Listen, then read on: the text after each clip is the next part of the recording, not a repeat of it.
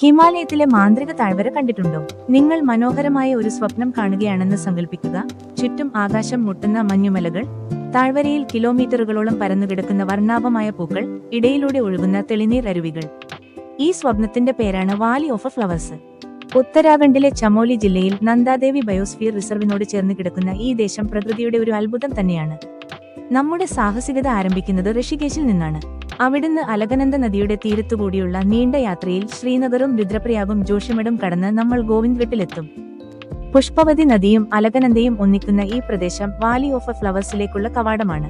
ഇവിടെ നിന്ന് 4 കിലോമീറ്റർ ദൂരം ടാക്സിയിൽ പോയി പുൽന എന്ന ഗ്രാമത്തിലെത്തുമ്പോൾ റോഡ് അവസാനിക്കുന്നു. പിന്നെ ബാക്കിയുള്ള ദൂരം ഹിമാലയത്തിന്റെ വന്യത അറിഞ്ഞുള്ള നടത്തമാണ്. പുൽനയിൽ നിന്ന് 9 കിലോമീറ്റർ ട്രെക്കിംഗ് നടത്തി വേണം ബേസ് ക്യാമ്പായ ഗാംഗരിയയിൽ എത്താൻ. സമുദ്രനിരപ്പിൽ നിന്ന് 9000 അടി ഉയരത്തിൽ സ്ഥിതി ചെയ്യുന്ന ഈ ചെറിയ ഗ്രാമമാണ് വാലി ഓഫ് ഫ്ലവേഴ്സിലേക്കും ഹേമകുണ്ട് സാഹിബിലേക്കും പോകുന്നവരുടെ താവളം. വൈകുന്നേരങ്ങളിൽ മേഘങ്ങൾ നമ്മുടെ മുറിയിലേക്ക് കടന്നുവരുന്ന അനുഭവം ഗാംഗരിയയിൽ മാത്രം ലഭിക്കുന്ന ഒന്നാണ്.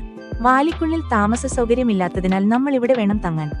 ഗാംഗരിയയിൽ നിന്ന് ഏകദേശം 4 കിലോമീറ്റർ നടന്നു കയറിയാൽ വാലി ഓഫ് ഫ്ലവേഴ്സിന്റെ പ്രവേശന കവാടത്തിലെത്തും. അവിടുന്ന് അങ്ങോട്ട് കിലോമീറ്ററുകളോളം പൂക്കളുടെ ഒരു മഹാസമുദ്രമാണ്.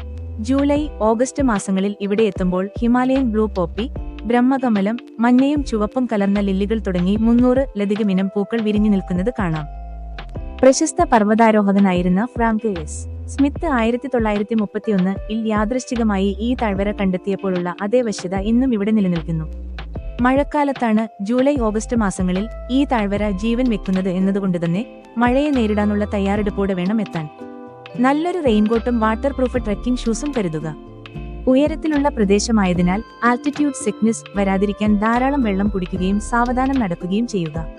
പ്ലാസ്റ്റിക് കുപ്പികൾ കൊണ്ടുപോകുന്നതിന് നിയന്ത്രണമുള്ളതിനാൽ പരിസ്ഥിതി സൗഹൃദപരമായ രീതിയിൽ വേണം യാത്ര ചെയ്യാൻ. ഇതൊരു വെറും വിനോദയാത്രയല്ല. ഐതിഹ്യങ്ങൾ പ്രകാരം ഹനുമാൻ സഞ്ജീവനി തേടി വന്ന ഇടമാണിത്. ഭാഗ്യമുണ്ടെങ്കിൽ ഹിമാലയൻ കറുത്ത കരടികളെയോ കസ്തൂരിമാനുകളെയോ ഇവിടെ കാണാം. വൈകുന്നേരം 5 മണിക്ക് മുൻപായി താഴ്വരയിൽ നിന്ന് തിരിച്ചിറങ്ങുമ്പോൾ ആ വർണ്ണപ്രപഞ്ചം നമ്മുടെ കണ്ണുകളിൽ നിന്നും മനസ്സിൽ നിന്നും മായാതെ നിൽക്കും. ജീവിതത്തിൽ ഒരിക്കലെങ്കിലും കാണേണ്ട സ്വർഗമാണിത്. ഹിമാലയത്തിന്റെ ഹൃദയമിടിപ്പ് അറിയാൻ ഇതിലും മനോഹരമായ മറ്റൊരിടമില്ല.